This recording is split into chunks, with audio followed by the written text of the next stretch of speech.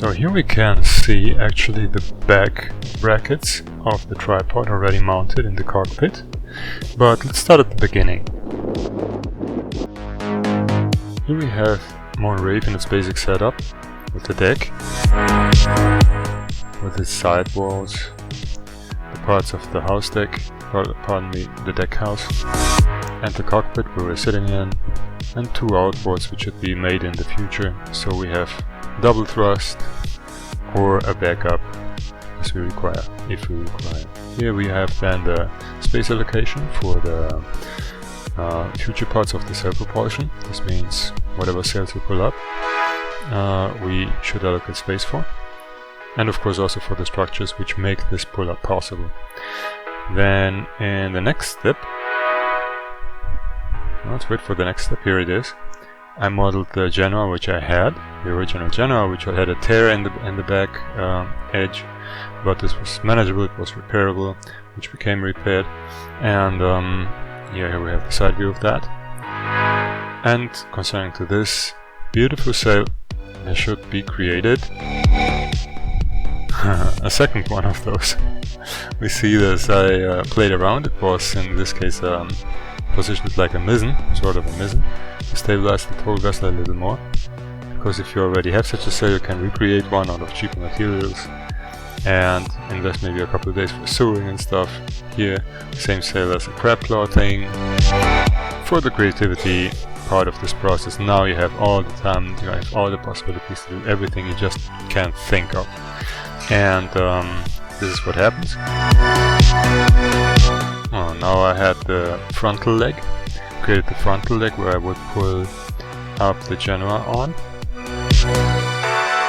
And this leg then also had further important features like picking up the top instruments, picking up the receptacles for the back legs appropriately, and hauling up all the sails, you know, all the blocks around this thing, so it was all just focused on this upper part of this leg. Here we have the VHF antenna. No, sorry, this was the wind indicator. This now is the VHF antenna. Yep, top light, very important. Top light must work.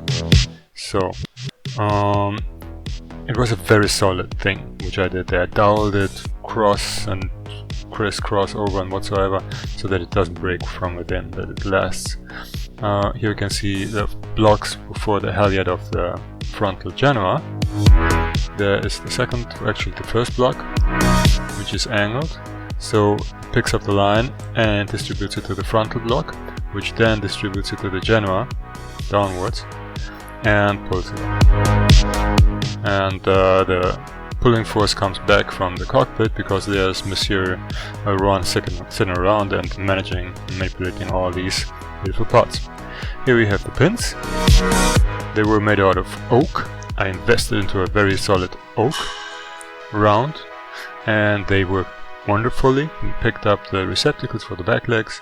Here we have the back blocks, which then pull up the back sails, because I misused another Genoa as a sort of main, which also worked. So I had two Genoas actually going. The main had, the so-called main had no boom and nothing, but I didn't miss that really. So here we have the section parts, or say better the fusion parts of those wooden logs, which I could get from Home Depot. They were not long enough, and so I had to fuse them. Here we have the pins for the for the receptacles of the lower bracket. Here are the side lights, also navigation, and some possibilities to lock lanyards on later for the sails. Now we go to the back legs. Let's wait a little. Yeah, they are green marked now. You see the back legs, they are already in position and locked on the upper side. And now it's very convenient actually to go to those parts, which then would connect this tripod to the ship's body, which then happen to be the brackets. Here we have the lower bracket, which connects the back legs to the cockpit wall, ship's body. They pick up the pins, lock them ideally. These locks, which I screwed down on top of the pins, which are now marked, didn't work. This was a not so successful idea. I should have actually bolted it through, which I didn't, so it pulled the bolts out. But I made it solid enough so that it lasts, that I can leave the States. This plan at least worked. So here we have then the inner side of this. It was very well doweled within, very solidly and sturdy made with the materials I could put my hands on, with a responsible amount of money. Yeah, here we have the frontal bracket. It's this pyramidal structure which you can see underneath the frontal leg. And this bracket then picked up the pins of the frontal leg, the lower pins of the frontal leg, and locked them in place on top of the bow tip. Yeah, bow tip. You can see this very beautiful from this view.